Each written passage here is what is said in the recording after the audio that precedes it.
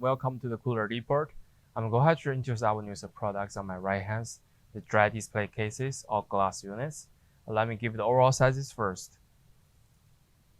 The unit's entire length is about like a 23.5 inches long and almost about like a 14 inches wide. The height of the unit is about like a 20.5 inches tall total. So as we can see, the unit is designed to curve the glass at the front to have two layers.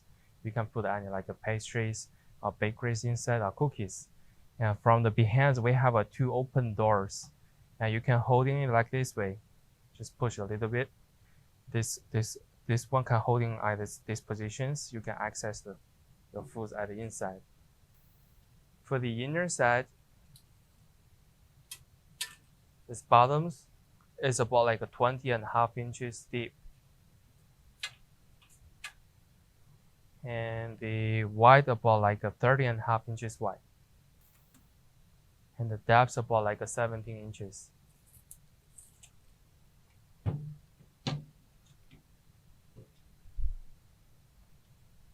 This will be all information about the products. If you have more questions, feel free to contact with us. Thank you.